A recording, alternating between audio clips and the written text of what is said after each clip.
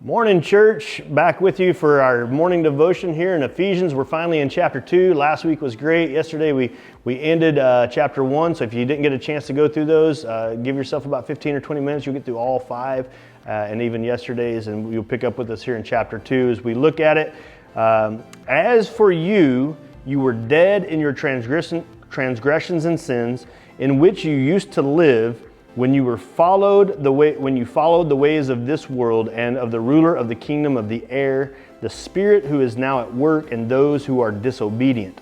All of us lived among them at one time, gratifying the cravings of the flesh and following its desires and thoughts. Like the rest, we were by nature deserving of wrath.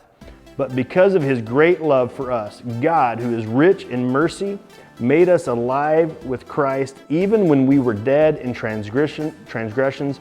It is by grace you have been saved. There again, every passage that we read, there's just so much packed in here. First of all, there's a lot of pictures of salvation. My favorite picture, I think, was a Lecrae song. And in the Lecrae song, it talks about your body being at the bottom of the ocean and Christ reaching down and pulling your body up from the bottom of the ocean. It wasn't like you were drowning, it was you were dead and under the water, and God reaches down and saves you from your death. Not from your drowning, but from your death. And I picture that because we were dead in our transgressions. It wasn't like we were seeking God, looking for God. God was pursuing us the whole time. The act of salvation is God's mercy and grace to reach down and pick us up. And there's a lot to that we bypass. But Paul is so excited to remind us that, man, just remember, it wasn't very long ago, he's talking to the Ephesian people, that you too were walking in your sin. But because what's going on in the church, people are starting to divide based on how holy they are and things like that. And so Paul's reminding them, it wasn't very long that you were dead in your transgressions and sin. You followed the desires and your passions and your lust and all of these things. And yet God, through his grace, saved you and he rescued you.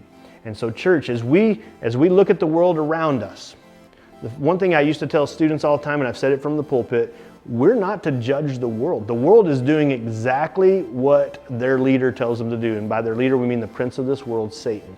And they're just following along and doing exactly what they're supposed to do. We in the church need to hold one another accountable.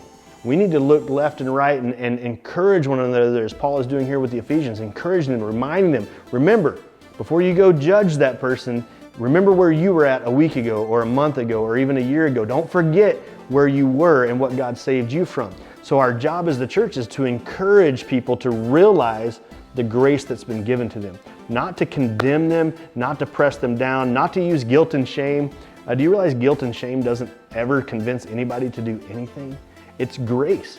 The cross is all about grace. The cross isn't about guilt and shame. It actually wipes out our guilt and shame.